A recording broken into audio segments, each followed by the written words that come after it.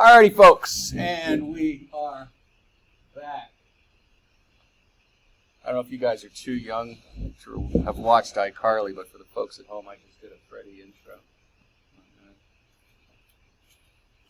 Alright, part 3. We've talked about a lot of stuff about the Earth and what's around the Earth. In geology, we're going to stay pretty close to home from here on out.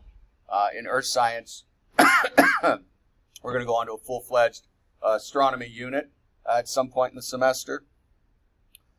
So some of this might be repeated for the earth science folks, but for geology here, this is pretty much the only time we touch on a lot of this stuff. You'll hear some ages again when we talk about the geologic time chapter.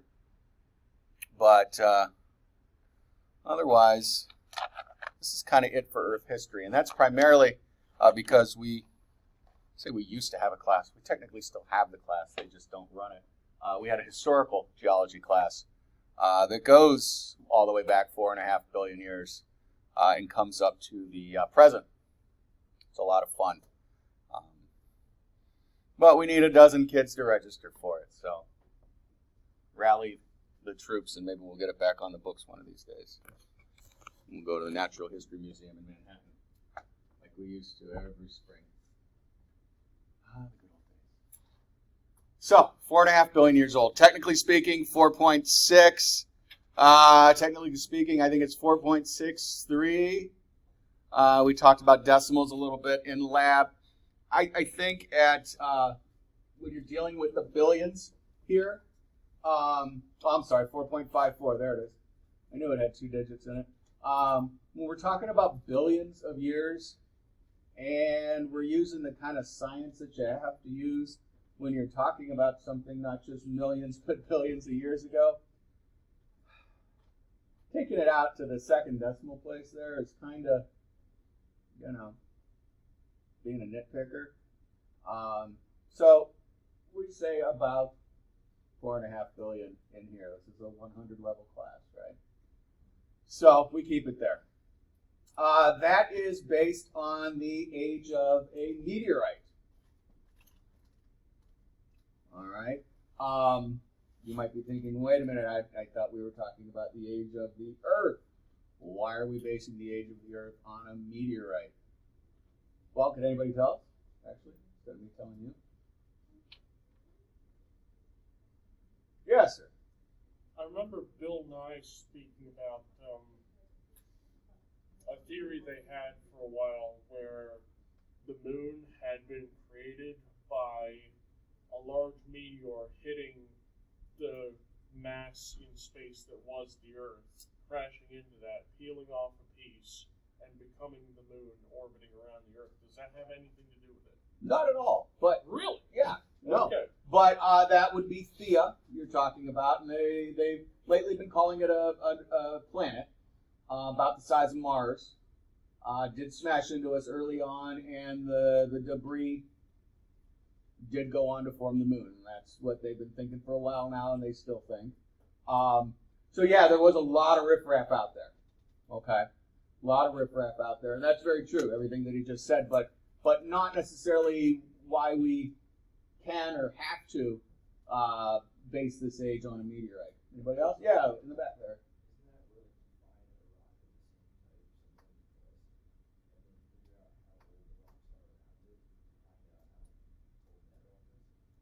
Okay, that would work. For you folks at home, he's way in the back, so I'm going to sort of paraphrase that.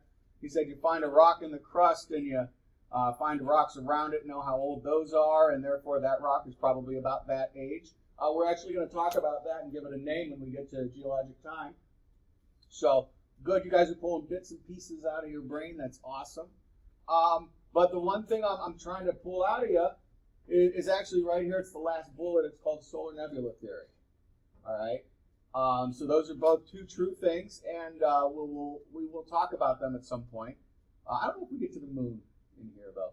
Earth science, we talk about the moon. But solar nebula theory, let me see if I actually have a slide on it. Yeah, I do in a couple minutes here. So I'm just going to say right now, we can do the meteorite thing because of solar nebula, and I'll save it for when we get there. The gist of the matter is that everything in the solar system is approximately the same age. Okay, so that's where solar nebula is going. Like I said, I've got a whole slide on it, so I don't want to jump ahead too much. Yes, sir. Question. You pronounce it solar nebula, but it's spelled solar nebulae, plural. Which is it? Nebulae. Yeah, but depends. We're talking about our solar system at the moment. So if you want to apply it, in theory, this applies to any ball of gas and dust that's coming together. It would separate out in much the same way.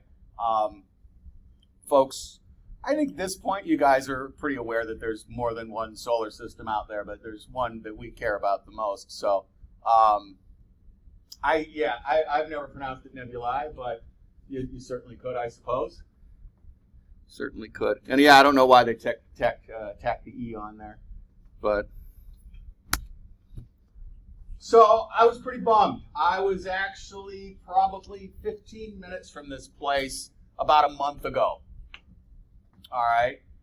We went out to Arizona with the scouts and hiked around a handful of places. And I said, oh, we're going to be out there by Behringer Crater.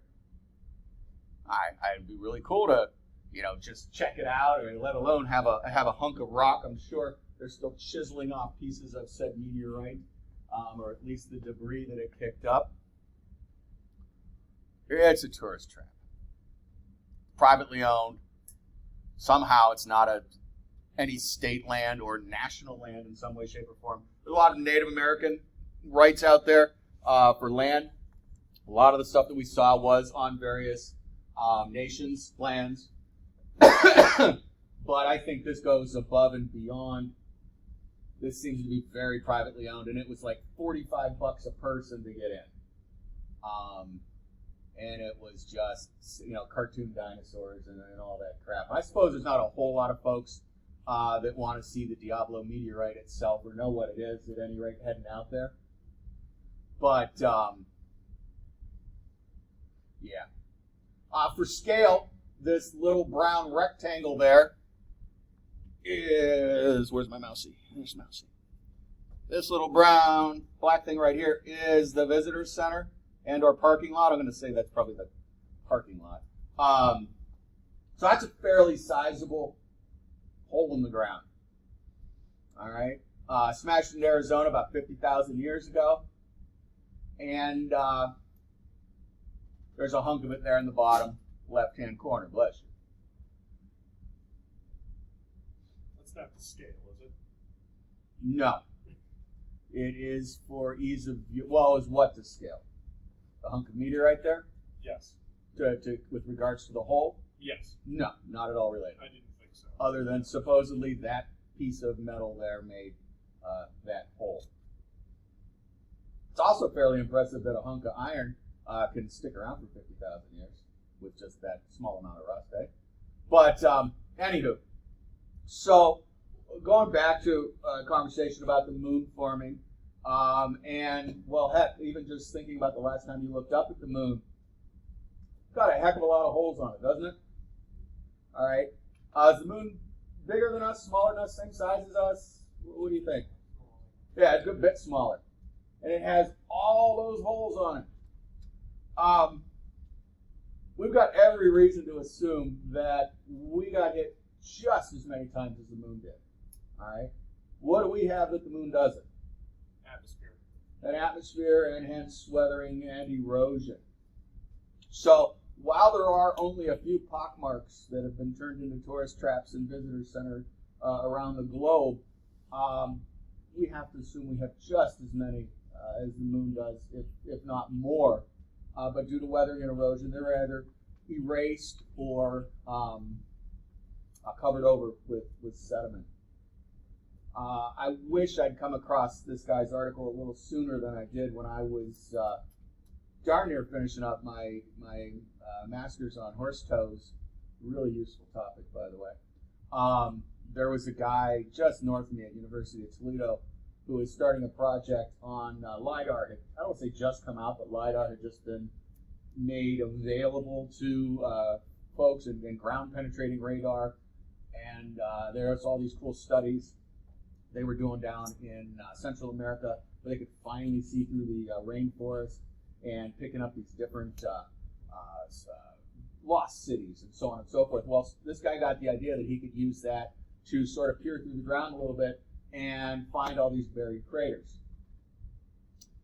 And he was looking for grad students. I was like, damn, I really cannot go into debt twice. I'll get another master's degree. So I let that one go. But boy, that would have been cool. That would have been really cool. But at any rate, so going back to the moon and all that, the nice thing for us at this point in life about meteors is that it's sort of a deductive equation. Okay, every time one of those suckers smashes into something else, it's removed, right? Or at least made significantly smaller. There used to be a whole lot more impacts than they are nowadays. It was actually called a period of heavy bombardment. All right, and it was, I imagine, pretty crazy. So over time, the number of asteroids, meteorites, we're going to use that interchangeably for right now, has been significantly reduced. Again, thank goodness, over the years. So, really famous one. Some of you guys know if you dug dinosaurs as a kid, is the Chicxulub, or I was called the Chicken Club crater. It's spelled really strangely. In the Gulf of Mexico, that's the one they give credit to finishing off the dinos with. That one's buried out there. We've imaged it so we can see it. But at the surface like this, it's fairly rare. So, anywho, Barringer crater, Diablo meteorite, about 50,000 years ago. So, solar nebula theory. And here I spell it without the E, so there you go. P9. The idea is that our sun, which is a star, by the way, just a reminder, and all the junk around it formed out of a nebula. Okay, so what's a nebula? Well, a nebula is, remember this font doesn't do bold really well. So nebula there is one of your vocabulary words that's supposed to be bolded. Cloud of gas and dust that can be both the beginning and the end of a star. Again, in geology, we don't go on and talk about supernovas or anything like that. That's when a star explodes, right? That's what's left behind when a star explodes. Those clouds of gas and dust can then condense due to gravity and eventually poof into existence as a star. All right. Stars are mostly made of what? Anyone remember? Incandescent gas, Anybody mostly else? hydrogen. Yeah, mostly hydrogen. Our star, our sun goes hydrogen to helium. Stars can fuse up to iron. Stars are fusion engines.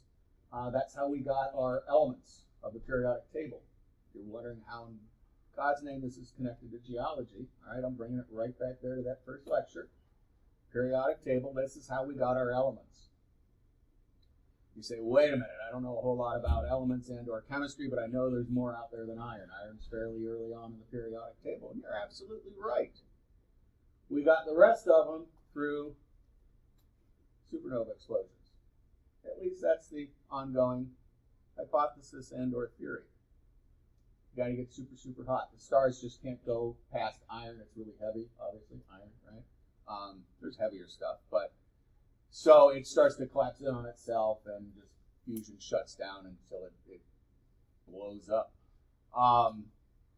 Anywho, so what is a solar system? Again, I don't take anything for granted anymore.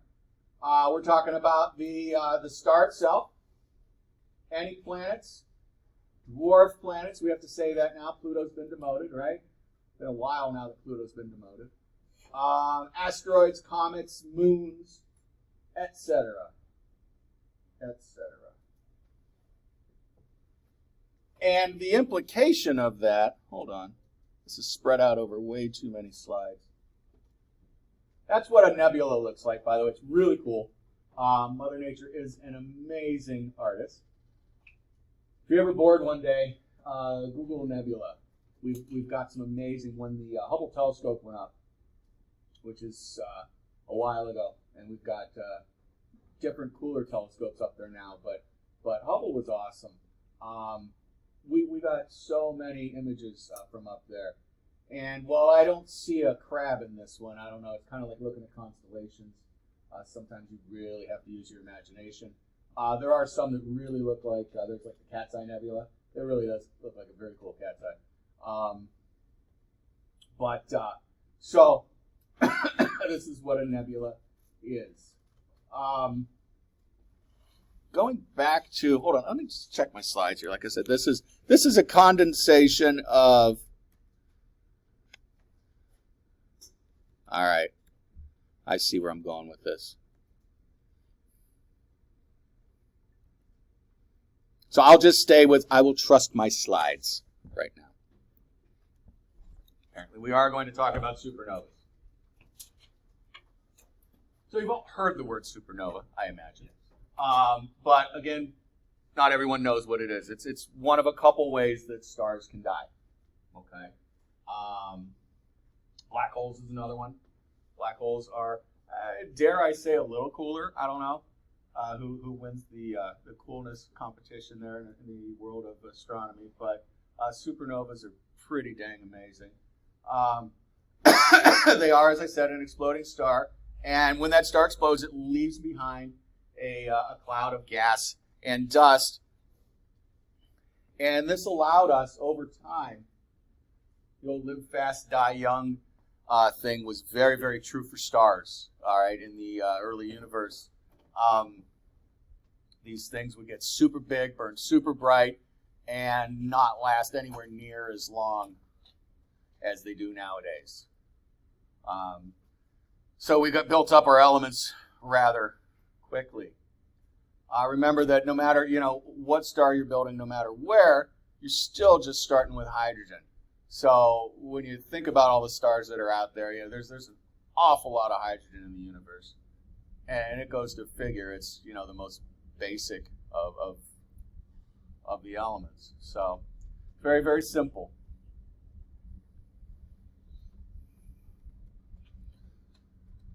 So I started to explain this. I apologize for doing it without a slide. It kind of follows through here from the upper right, and it wiggles around there through the bottom. We have to condense that gas and dust. I told you it happens through gravity.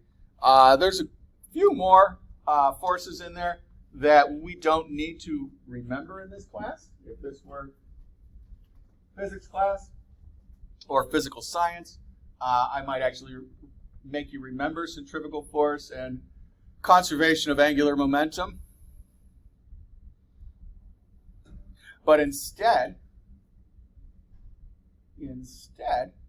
we're going to remind you of two fun things that you used to do when you were a kid and probably don't anymore, that use those same forces, and then you'll totally understand how this works.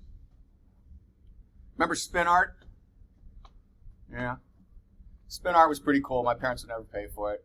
And then it became a do-it-your-home. You only used to see it at festivals, and then it showed up at Kmart's. We had Kmart's when I was a kid, not Walmart's for you guys. You put for those of you that don't know spin art, it's basically a centrifuge. A centrifuge is something that spins really, really, really quickly, right? So the idea was you put some wet paint in the center of this paper, you turn on the centrifuge, and it goes whoosh out to the sides, and it makes some groovy random picture. All right, so that's one of the forces we need. The other force we need is merry-go-rounds. Now, you guys have more or less grown up without merry-go-rounds. There's a few left on the planet. My son is about your age, and it was hard to come across the merry-go-round when he was a little dude. Every day I knock more and more chalk off of this thing. I don't need a carousel, but a good old-fashioned merry-go-round. I should really put a picture of a merry-go-round in here because it's like cursive writing these days. So, does anyone not know what a merry-go-round is? Okay, cool. So we had them all over the place when I was a kid. We had metal slides too, and you'd get burned and you slide really fast. It was great. So the thing about merry-go-rounds is that there's like, 4, maybe 5 places where you're supposed to stand. You got the little bar on the end, and one kid at a time, and it goes around nice and slow, and the teacher pushes it, and so on and so forth. But again, back in the 80s and the 70s and well before then, it was a free-for-all. All right? And we're the reason you guys have all these rules, unfortunately. So the teacher wasn't sitting there. They were over on a park bench having a cigarette watching us. Okay? And what we used to do, of course, was definitely put more than 4 people on there, and we jumped off a lot too. That's really why they're gone now. So anywho, let's go back to that. You can at least picture it. Maybe you find an old Sesame Street on YouTube where they were playing on a merry-go-round or something. I don't know. So the idea is that thing's spinning around, and you're 5 or you're 8. You really don't have a whole lot of patience, and you want to get on the merry-go-round with everyone else. So what do? Well, you jump on when you think there's going to be a free spot coming, right? You do. We did. All right. So what you didn't notice was that for the brief moment that you jumped onto that slide and added not only your forward momentum, but your mass, that merry-go-round went a little quicker for a little while longer. Okay? You shared some of your energy with it. So that kept the merry-go-round going as more and more kids would jump onto it. The other fun thing we would do, of course, is let go. Kind of like jumping off of a swing, but this one was backwards. All right? And you would fly outwards. That force is also represented here. It's the same thing, what do they call it? The gravitron. It's at fairs and festivals now that spins around really, really quick. They drop the floor out, and you just kind of sit there against the wall like that. Okay, that's pulling you out. If that thing were to slow down, you'd get ground up into hamburger. Okay, so that's a sketchy ride. I'd stay kind of away from those because it's dependent on that thing moving exactly the right speed. So, anywho, we're picturing a handful of things now. So when I tell you that as gravity, remember gravity's a function of mass, right? So 1 or 2 of these molecules stick together, they now have 2 or 3 times the attractive force they had before. So guess what? They're that much more likely to pull more stuff in. And then they're that much more likely to pull more stuff in. And on and on. It kind of grows logarithmically. All right? So all that stuff coming in super, super fast, it starts this spinning. Go back to the merry-go-round thing. As it spins, it actually starts to stretch out. There's the letting go of the merry-go-round. There's your spin art. All of that stuff going in before we start spinning and flattening out, all that friction, remember all your teachers, they always made you rub your hands together so you remember what friction is. Okay. Well, imagine that on a molecular level and like a gajillion times more. That creates the heat. And at some point, these things just spark up. Okay. Now, again, what's left in the middle there is the hydrogen. 90% of the stuff that we were just talking about, more than likely, 90%, is hydrogen. It far outnumbers any of the other elements out there. It's also, for obvious reasons, it's the simplest thing out there. It's the lightest, least mass, lowest mass. And remember, this whole gravity thing is a function of mass. So what's kind of cool about that is what we're going to misuse a term called density separation. All right? And we're going to tell you that those heavier elements that didn't go into the hydrogen ball end up having to stay really, really close. They're heavier. They have more gravitational attraction. They're more pulled. They're more affected by the star's gravity. The lighter stuff is able to escape a little farther. What I just explained to you is why the inner planets are what we call terrestrial or rocky, and the outer planets are gaseous. Okay? There's actually some meaning to it. There's some math to it, if you would. It's pretty cool. So you got your inner planets made of rock. It's the heavier elements. They had to stay close because of gravity. You got your outer planets. They're made of gas and frozen gas, liquid gas, whatever, gaseous. The gas giants, you may have heard that one. All right. They were able to escape out a little further, but still attracted to that star.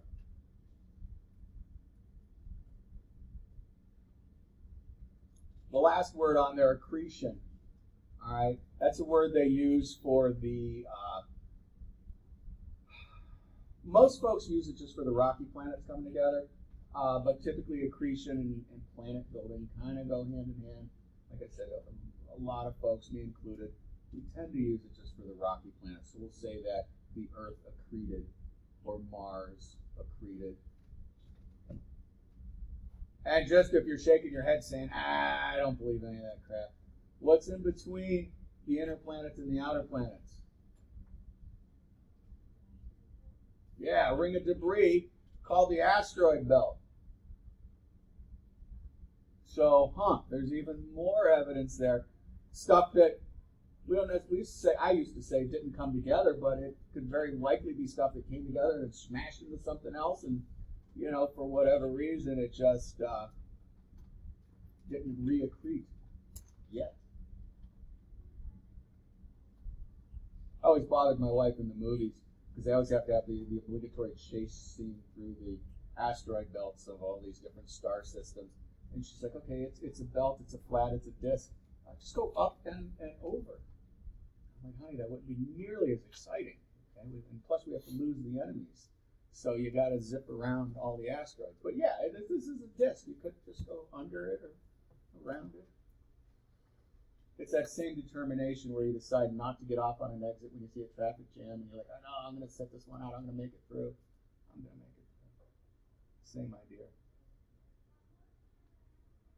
So what's the point, man? You might be asking me. What's the point? The point is, all right, yes, the solar nebula system describes the formation not just of our solar system, but any solar system, okay? But more importantly, why we can use a meteorite. The very question we had 6 or 8 slides ago, all right? Because everything in the solar system is the same age. And again, this isn't poof, wave a wand, and it's there. Of course, Neptune, okay, doesn't have the exact same birth date as Venus. But again, we're dealing with 4.5 billion years. Even if we're in tens of thousands of years, the ideas still more or less work. Very few things are in human time scales. We get 100 years at best. Okay? The Earth and the universe, it's nothing. They don't care.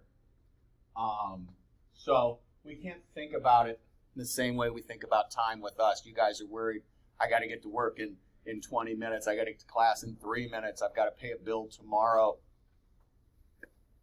In geology, we do hit on that a lot. Earth science gets it a little bit less. Okay, but the stretching your brain, Earth science gets it with space stuff. You guys get it with ages of rocks and whatnot. Did I see a hand over here? Or? No, it's just stretching again? Yeah. All right. So this is the reason we can tell you that everything in the solar system is approximately the same age. So why we can use a asteroid or a meteorite in this case, to date the Earth.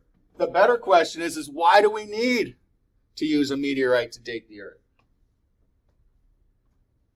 Planets in the background while we're thinking.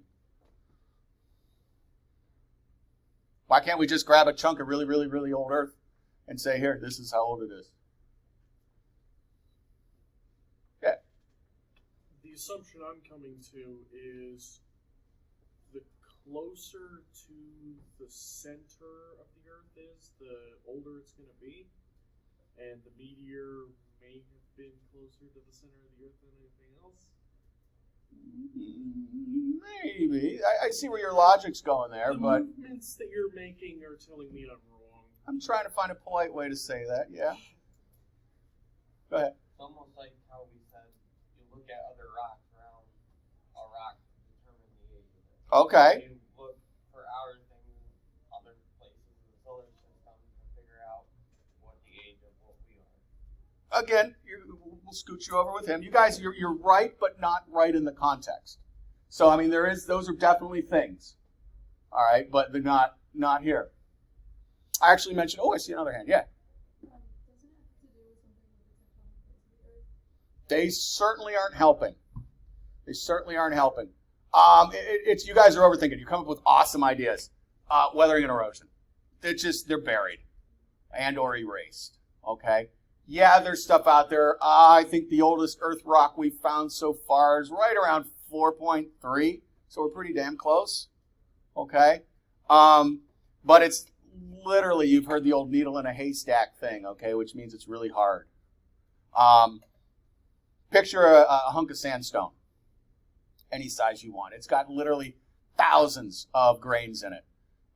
Because it's sandstone, it's made at the surface of the earth. It's made up of 100 other rocks, what I call sedimentary rocks. A lot of times the chicken McNuggets of the rock world, okay? So they're all just pieces, parts. So you got something that we're looking for that's 4.5 billion years old. You're going to be finding really, really small bits and pieces, much more likely than you're going to find a big, big hunk. And that's due to plate tectonics. That's due to sort of where you were going, that the older stuff is really, really buried down further. And we use what you were talking about over there and what he mentioned earlier, the fact that the age relationship stuff. All right? But the basic simple fact is because of weathering and erosion, it's been broken down, it's been reassembled into other rocks who've been broken down and reassembled and broken down and reassembled, the rock cycle. You guys learned the rock cycle before, right?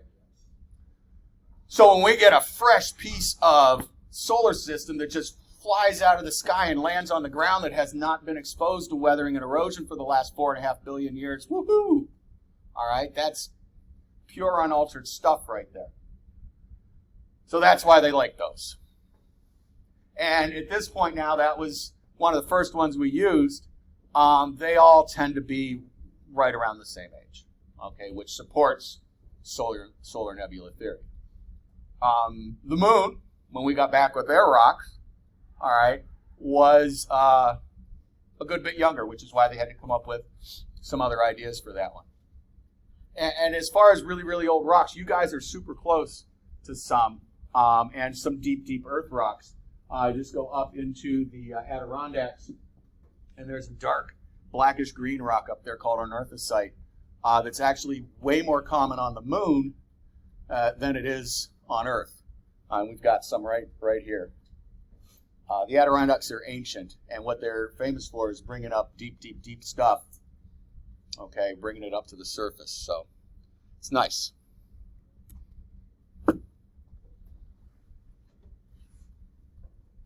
Anything else before we move on?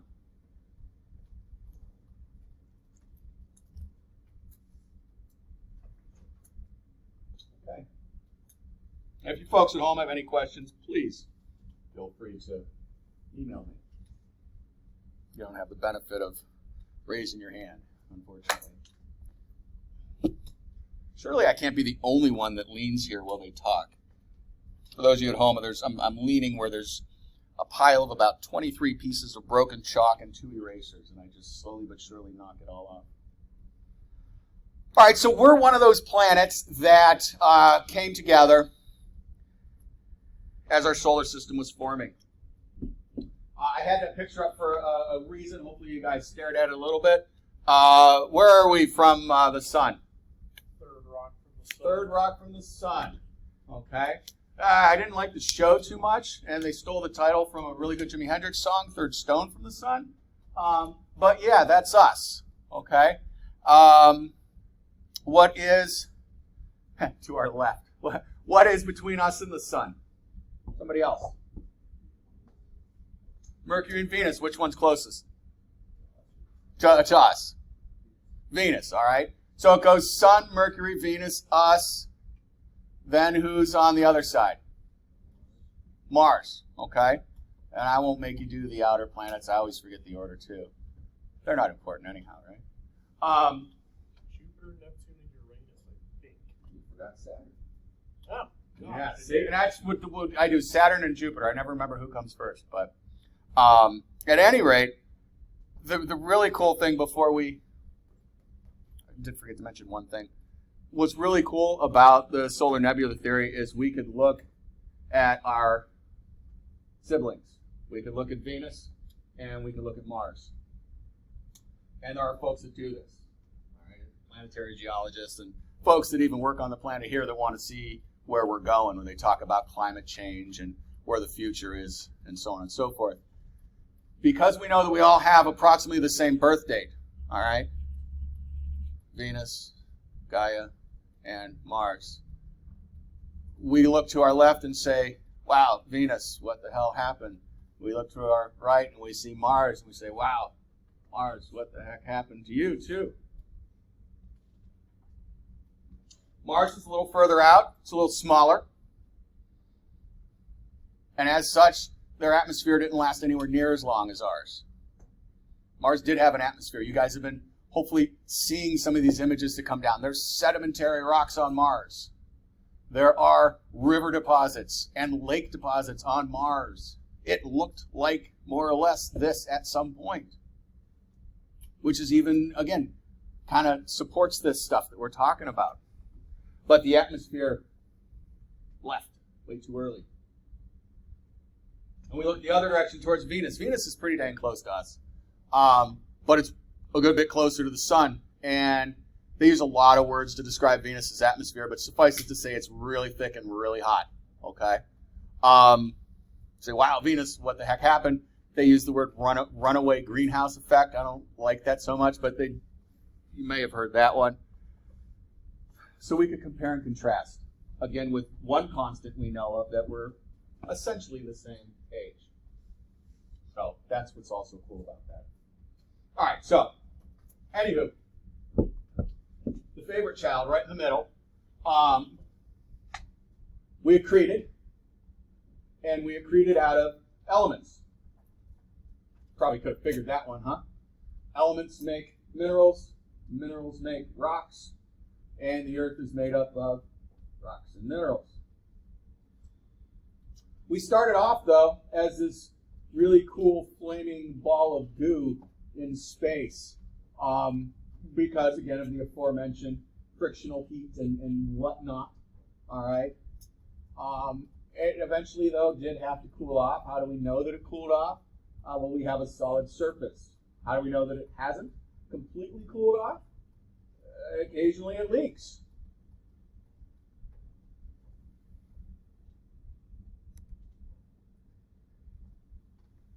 That's a really cool artist interpretation. Looks like something out of the Sith world or something, I don't know. But this is arguably, okay, that molten ball of goo starting to cool off. The darker spots are crust forming. All right. The orangey yellowy spots are obviously parts that still have yet to cool.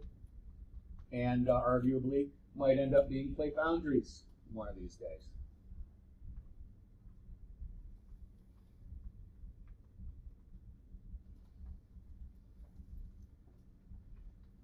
How do we say that first word? I almost heard somebody say it. Yeah, homogeneous. Good for you. But usually then we come out with homogeneous, which is one way to say it. I think they spell genius slightly differently. But, yeah, homogeneous, just like milk, homogenized. Homogeneous accretion theory. All right, biggest vocabulary word so far. You know what accretion means? What does homo as a prefix mean? Same or similar. All right? So same or similar accretion theory. What the heck does that mean? Well, it means that when we first came together, everything was homogenized. Everything was all mixed together. It was the same. It was only as we sat there and started to cool off that, remember I said I misused the word density separation a couple minutes ago? Mhm. That density separation occurred. You guys know what density separation is. How many of you had a glass of orange juice this morning? I had apple juice. It doesn't work with apple juice. Really, not a one of you? All right, thank you. What'd you do before you poured your glass of orange juice, hopefully? You, okay, after you got a cup and before you poured it?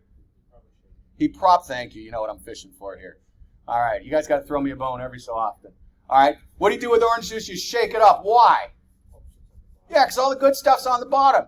If you actually have a bottle of OJ in your fridge that you haven't touched in a while, look at it tonight when you go home. You'll literally see the color shift as you go up, okay? All the pulp's on the bottom and it slowly gets less orange. Works with pineapple as well. If you or your folks buy that good lemonade, like the Real Lime or whatever it's called, all right, Real Lemon, that does the same thing. You got to shake it. Now, my kids, they don't shake it because they don't like the pulp. Yeah, you just want to drink lemony water and leave all that luscious pulp for us, that's fine. But, so that's density separation, okay? The heavier stuff settles out. The difference is you don't have a bottle, you've got a sphere. Where's the settling out in the sphere? It goes to the Direct center. What we're saying is that the layered Earth that we know wasn't on day one. And you could probably give a rat's butt. That's fine. I get it. But there's a lot of, well, duh moments in geology. This one is kind of qualifies. Some stuff we're going to say is really obvious. But the point is that somebody had to say at some point, hey, this is relative. This is important.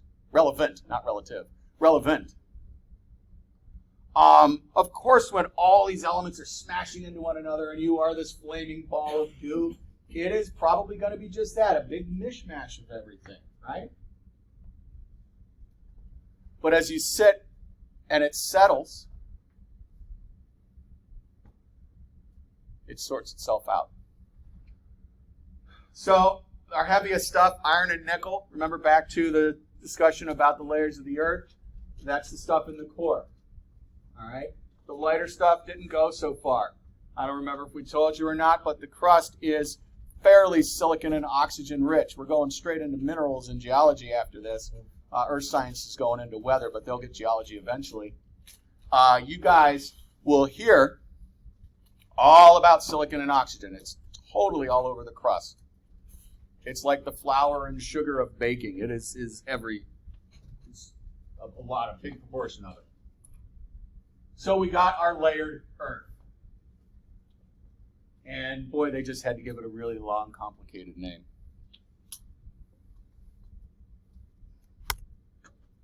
That's hard to read. Awesome, thank you. Yeah, right around here where the Getty Images thing is, it's kind of annoying. Luckily I say it, and luckily you guys have it printed out. So, what years do we start? About how long has it been since the Earth came together? Like about 9 minutes, right? No, on slide time. We started at what years ago? 4.6. 4.6 or 4.5, right? So we're looking at about 1 billion years right now. So you take that flaming ball of goo that started to have that dark crust forming on it, and we're giving it about 1 billion years.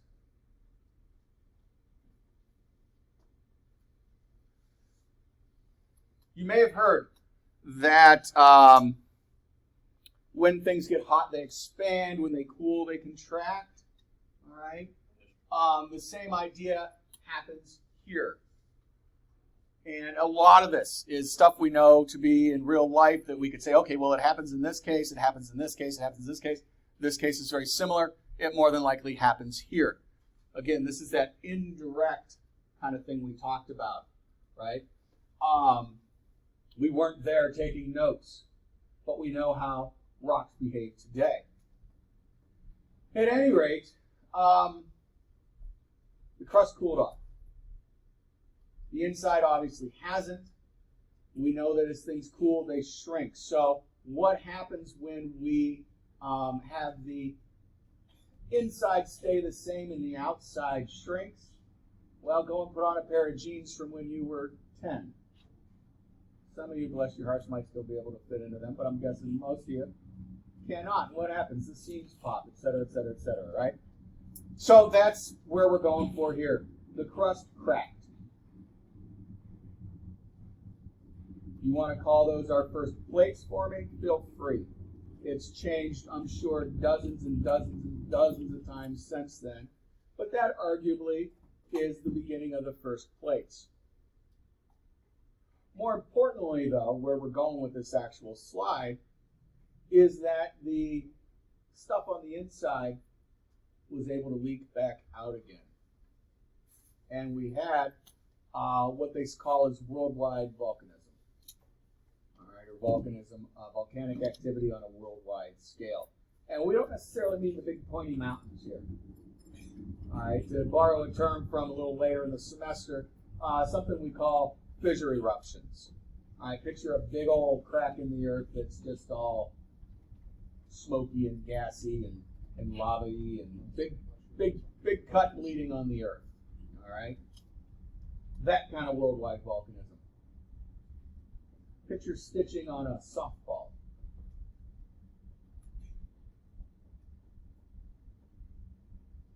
Now, why is that important? That's important because of a process called outgassing. Outgassing is responsible for giving us our first atmosphere. All right? Outgassing is the process. It's still going on today. We still have volcanoes today. There's one in the background. Outgassing is the process of gases escaping, coming out of a volcano or a volcanic activity. Those fissures that we talked about.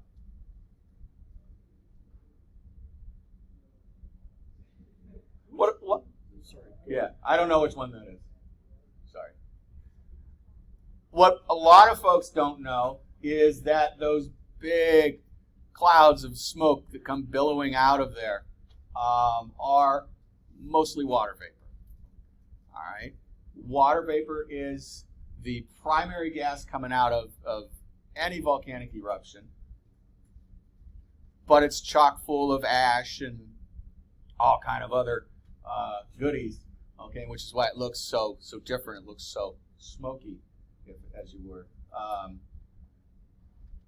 But yeah, there's all of the other nasty things that we come to think about volcanoes, you know, sulfur and carbon monoxide and carbon dioxide and all that great stuff. But water vapor is the big number one.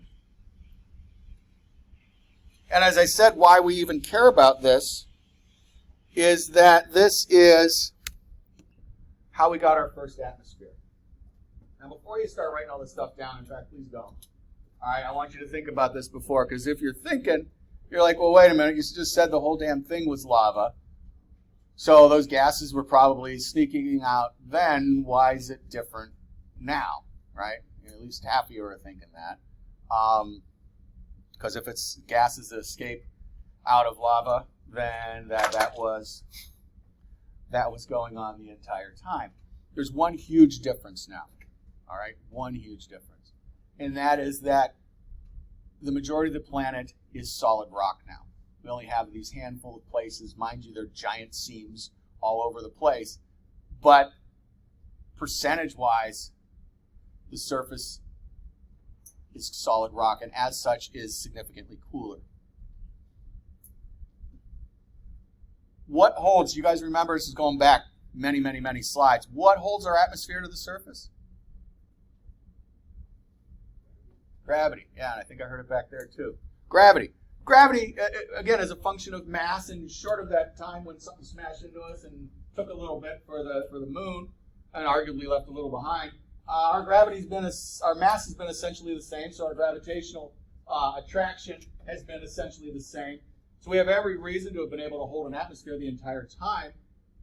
So why didn't all of those gases coming out in the first place the entire time build an atmosphere?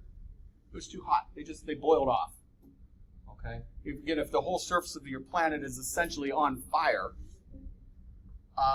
those gases are just going to burn off, fritter off into space, gravity be damned. So now we have a much cooler ambient temperature. Those gases can stay, they can build up. All right, so that's how outgassing did lead to our atmosphere, but we had to have some other things in play. So what do they think formed our first atmosphere? Well, when you look at again, the average gases coming out of a volcano, you could build a handful of things. CO2, what's that? Water. No. Carbon dioxide, good. H2. Hydrogen gas. Hydrogen, good. All right, we're going to get a little trickier now. NH3. Ooh, then how about CH4? Same person. Methane, good. Good. Those are two tricky ones usually for you guys. And we know one's one and one's the other, but remembering who's who. So NH3 is ammonia, and CH4 is methane. And then H2O. Water. All right. But water vapor. Okay. So again, we had water vapor, carbon dioxide, methane, ammonia, and hydrogen. That does not sound like the atmosphere we know and love, does it? In fact, it sounds quite alien. And yeah, this is very similar to some of the other atmospheres that we've talked about on other planets. You may have read about, I should say. All right. Well, how did this change? Well, there's a lot of reasons it did or could have changed. One of the things we do want to point out before we leave the slide is that there is no O2, good old-fashioned oxygen there for us. And we now, as we said, even though it's not as big a percentage as we thought it was, we greatly rely on its presence. So we need to somehow get from this to nitrogen and oxygen being numbers 1 and 2.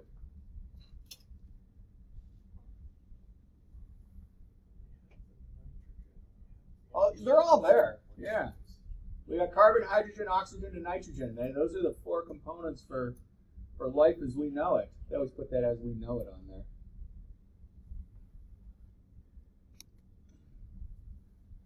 Dun, dun, dun. Weather. So what happened? So we started to build up an atmosphere. That atmosphere got thicker. And as it got thicker, obviously some of it then was further away from the surface of the Earth, further away from that source of heat. It was allowed to cool off.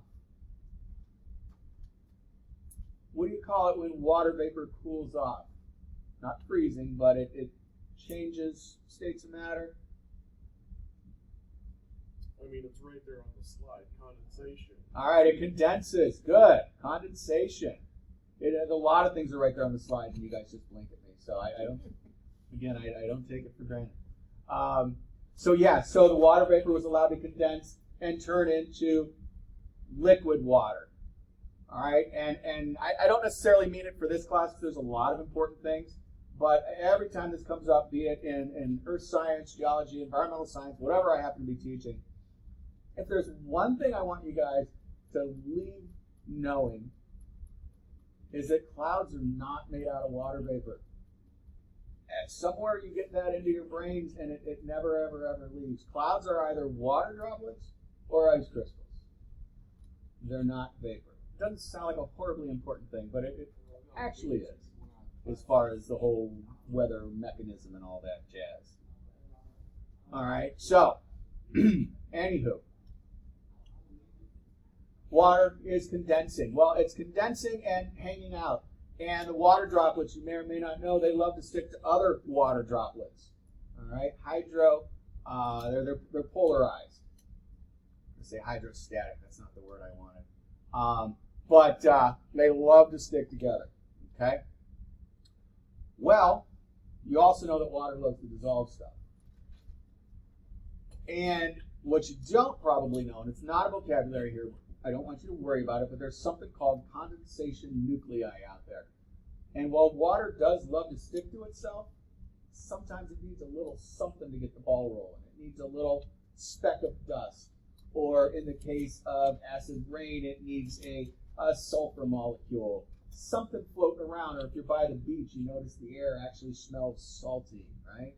You got little particles of salt floating around. Any one of those things can serve as the kernel in these raindrops.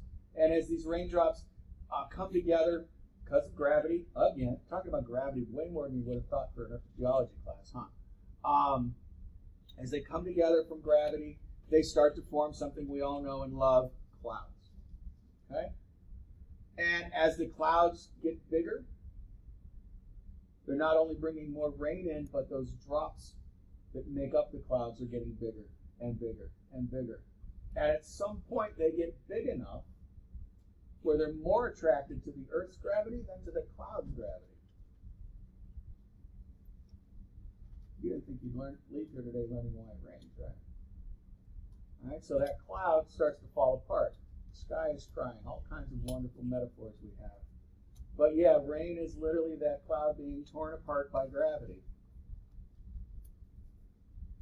And they fall. But remember, it's not just water. It's all of that funky stuff coming out of the volcanoes, all the other stuff floating around in the air. So we don't just have water coming down. We got what I've been calling for a lot longer than you've been able to buy it at the gas station, water plus. Okay, you know you got all this funky stuff in your water now. You can get basic water. I don't think you can get acidic water, but you can get electrolytes in your water. You can get this in your water, that in your water.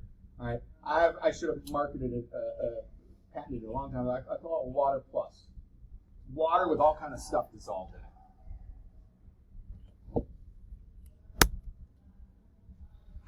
All right, of all the stuff I've been telling you, this is usually the hardest thing to swallow. No pun intended. So, have we mentioned water at all yet? That flaming and eventually solid surface that started cracking open and so on and so forth. We haven't mentioned water at all You yet. mentioned water vapor. Yes. Not But, so much water as a liquid. to my point. So we didn't have any. That's why. All right. Again, we weren't there taking notes. I always joke that the dinosaurs couldn't take notes because they didn't have thumbs. This is way before them even. We don't know for sure. But what we can look at is what evidence we do have, and again, some processes that we see occurring today. So we're starting from the argument that there was no water here. So how long did this process go on for? We jumped roughly 1 billion years, right, already. And again, that's tenuous at best, shaky. We have no way to say how long it rained. Okay, I have no way to say how long it rained. What I can tell you is that before outgassing, before condensation, before weather, arguably we had no water at the surface of the Earth. Afterwards, we have the oceans. So that's how long it rained? Okay. Yes, it's been an ongoing effort, but you know you've had the water cycle a couple times now. It's kind of a closed system-ish. We'll give you an exception in a minute for those of you that want to argue. But more or less, it's a closed system. So this is a long time. You've seen hopefully one coast or the other in your 20-some-odd years. If not, get to one soon. It's pretty amazing.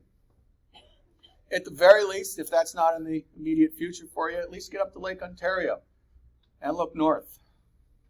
And it's a long, long, long, long way. Just start with that for trying to process this. Let's fill up Lake Ontario with rain. We'll worry about the other oceans later. A long time. Just trying to get that across. So what we're telling you is that outgassing is not just the source of our atmosphere, all right, but it is also the source of our planet's water. Yes, it was there as water vapor, and that water vapor came from hydrogen that was stuck in here and oxygen that was stuck in there, all right? But, for all intents and purposes and multiple choice questions, the source of our Earth's water is also outgassing. That being said, we just talked about the solar system. And we are aware that the solar system is chock full of something called comets. And comets, as you've probably heard a dozen times, are dirty snowballs. Whatever. That's a silly thing, but it works great when you first hear it and you're a little kid and you're like, oh, dirty snowballs, I've seen those. All right? And that's exactly, for our purposes, what you can picture right now. You could certainly argue that a comet or two smashed into the Earth while all this was going on and we were waiting for the oceans to fill up. And in fact, it quite likely happened many times. What we now know, because we've landed on a comet with our droids and we've probed them, we know that cometic water is slightly different than Earth water. Comet water is different. We'll call it an isotope, for lack of a better word.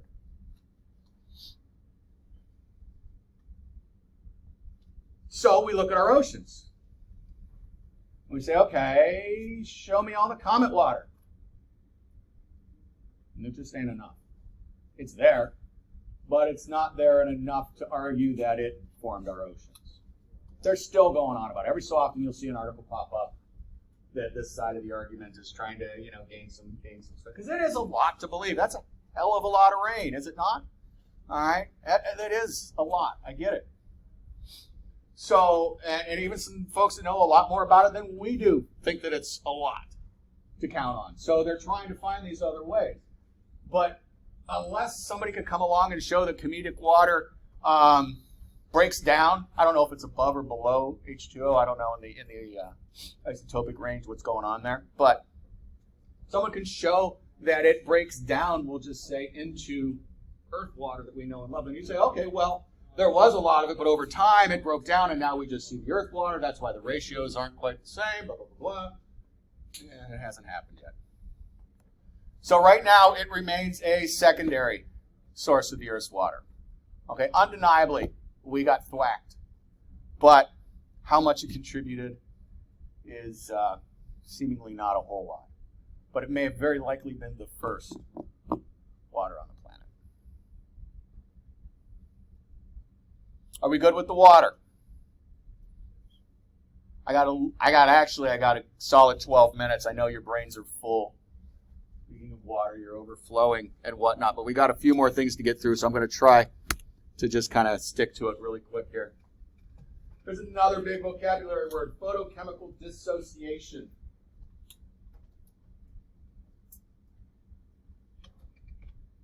There's a little trick sometimes on science tests that if you know some prefixes and suffixes or a little bit of Latinglish, as I like to call it, you can not exactly cheat, but you could break down a word to figure out what it's talking about if you don't remember the vocabulary word for the test. So photo. Photo means what?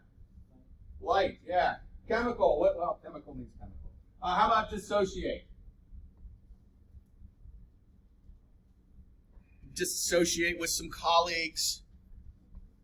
Yeah, you're breaking apart with them.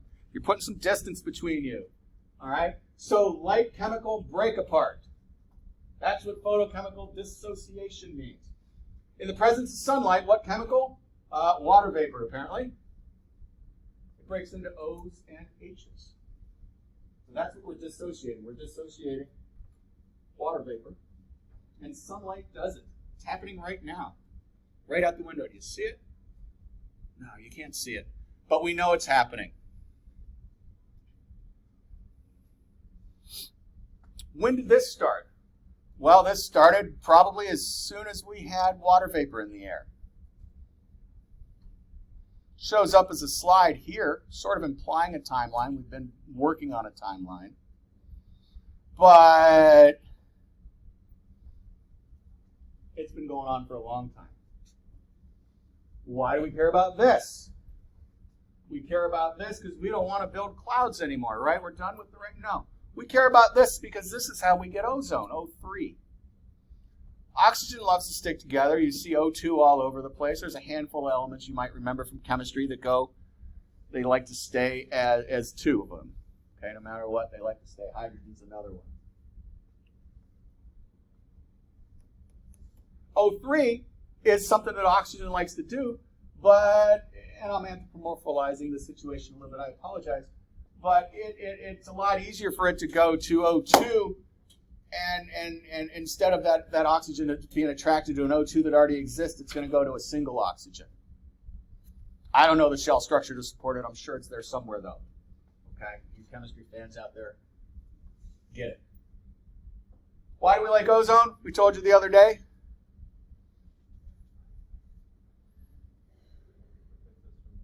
Yeah, it's one of our force fields out there. Okay?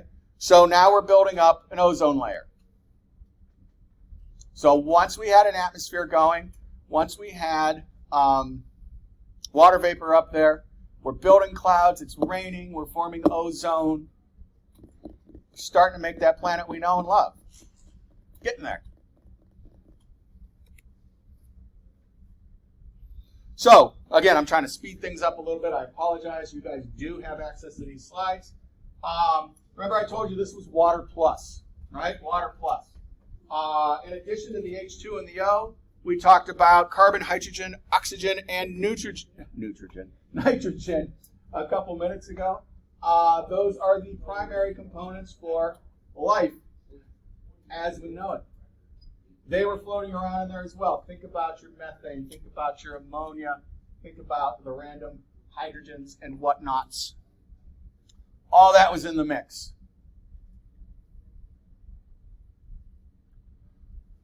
So, what we're blending into now is something called the organic soup theory.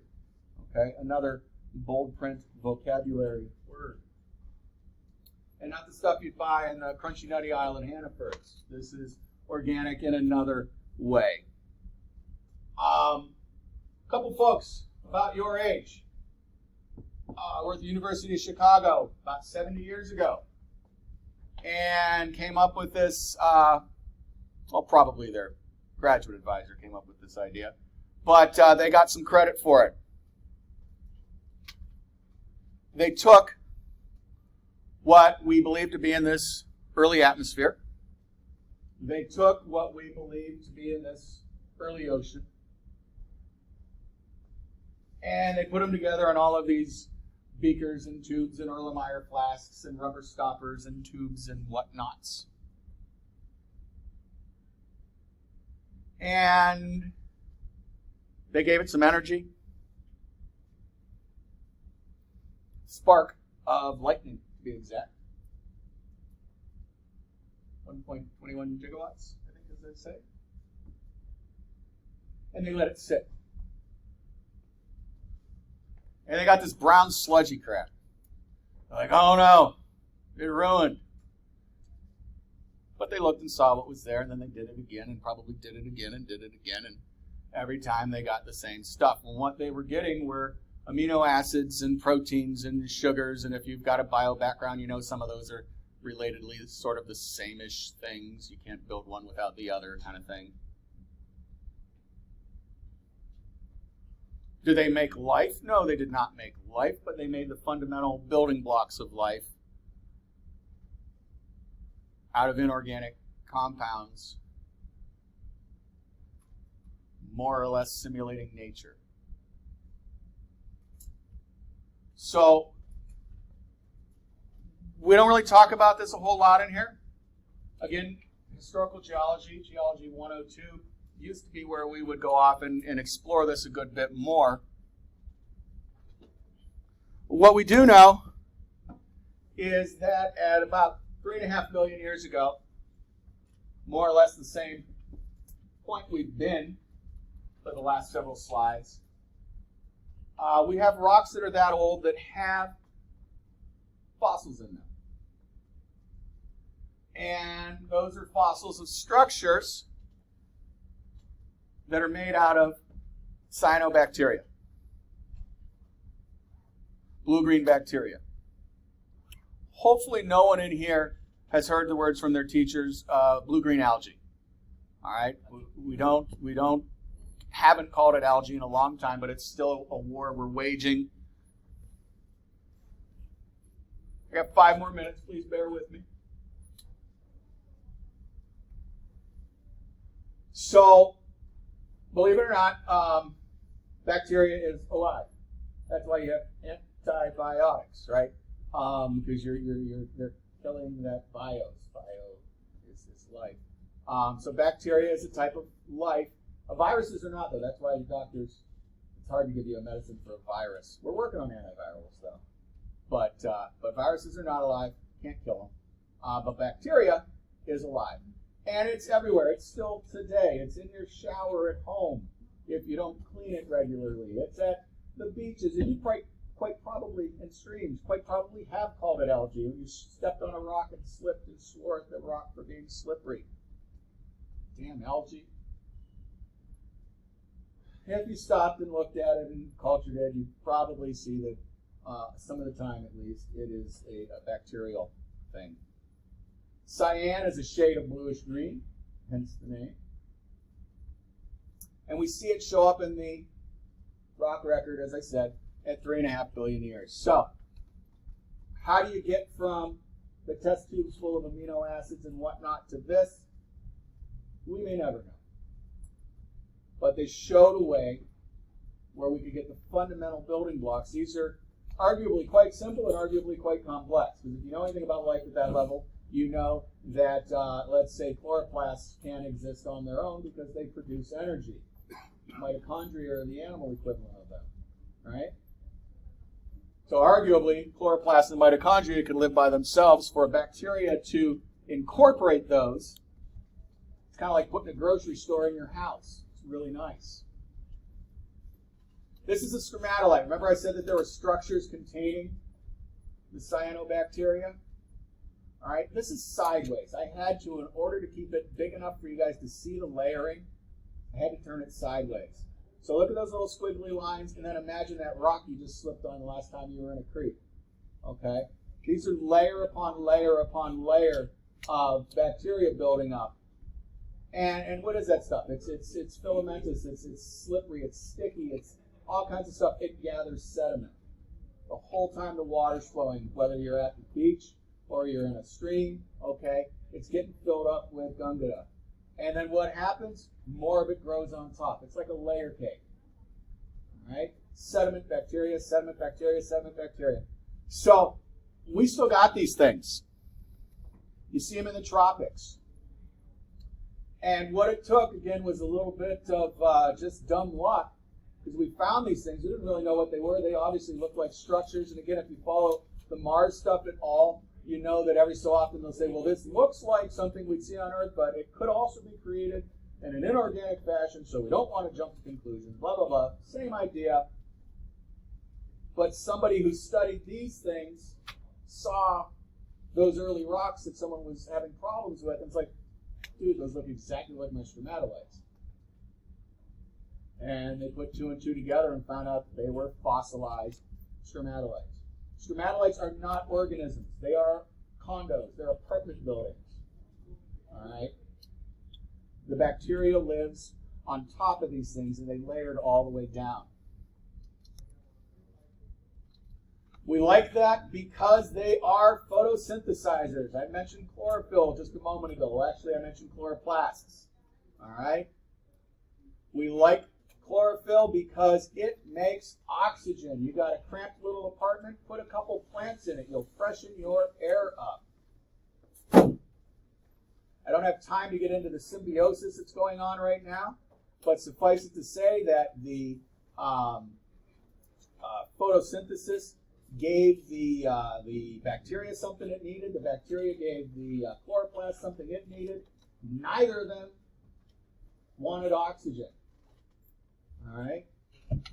Oxygen is a byproduct, a convenient byproduct, but a byproduct of photosynthesis. It's not needed. It's expelled. It's waste.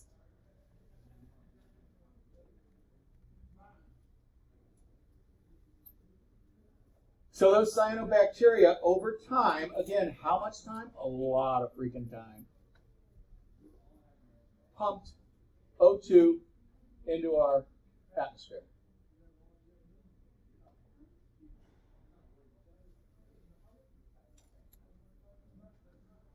Oh, I forgot about this one too. Okay, almost, I promise. BIFs, banded iron formations. These were in the water. Okay, photosynthesis goes on in water too. The oceans were full of iron. The first oxygen had to oxygenate the ocean first. And it couldn't even just do that because there's all kind of iron in there.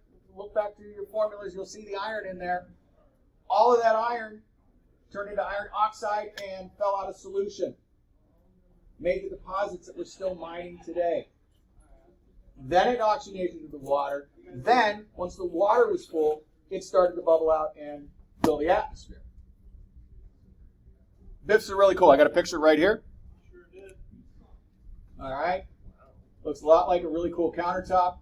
The red is the iron. The darker stuff is just plain old sediment. So banded iron formations, the source of iron today. All right. Anywho, so all that was going on, and subtle shifts over tons of time left us back where we started 59 slides ago and 3 hours ago, with nitrogen as our primary atmospheric ingredient, oxygen coming in at not a close but oh so important second.